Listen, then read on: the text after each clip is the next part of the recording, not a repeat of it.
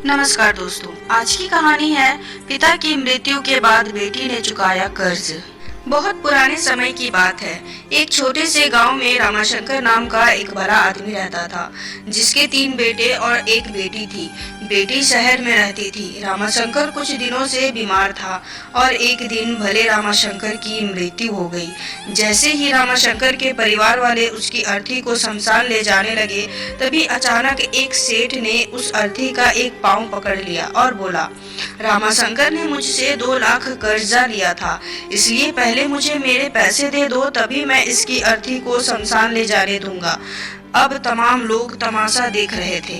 तभी उनके तीनों बेटों ने कहा कि हम तुम्हारा कर्जा कहाँ से देंगे, हमारे पास पैसे नहीं हैं। पिताजी का कर्जा पिताजी जाने, और वैसे भी अब तो वो इस दुनिया में ही नहीं है।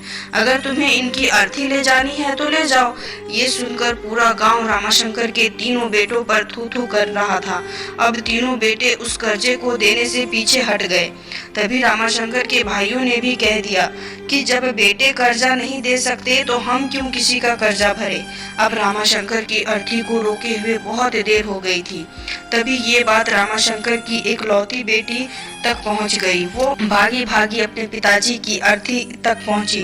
तभी उसने देखा कि उसके पिता की अर्थी का एक पांव किसी बड़े सेठ ने पकड़ रखा है। ये देखते हुए उसने आंखों में आंसू लिए अपना जेवर और जितने भी पैसे उसके पास थे वो उसे दे दिए, और फिर उस सेठ के आगे हाथ जोड़ते हुए ये कहा कि सेठ, अगर ये सब जेवर बेचकर भी आपका कर्जा पूरा ना हो पाए तो मैं खुद आपका सारा कर्जा चुकाऊंगी, मगर इस समय मेरे पिताजी की अंतिम यात्रा को मत रोको।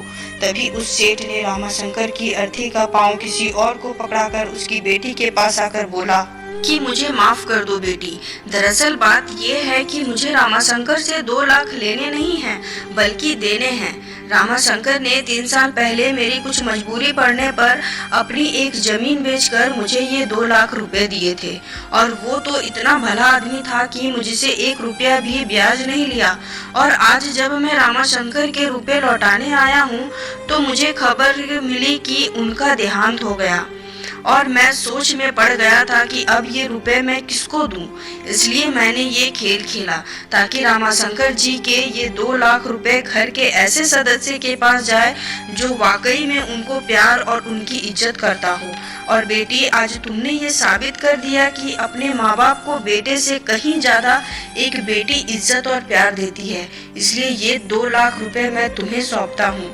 काश तुम जैसी बेटी हर घर में हो जो अपने पिता की इतनी इज्जत करती है। यह सब देखकर रामाशंकर के बेटे और भाइयों का सिर नीचे झुक गया।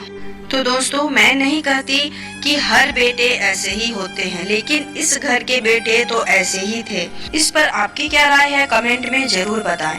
उम्मीद करती हूँ कि कहानी अच्छी लगी होगी। अच्छी लगी हो तो सब्सक्राइब कर दे और बेल आइकन को प्रेस कर दे, और लाइक शेयर करना तो बिल्कुल न भूले। Thank you.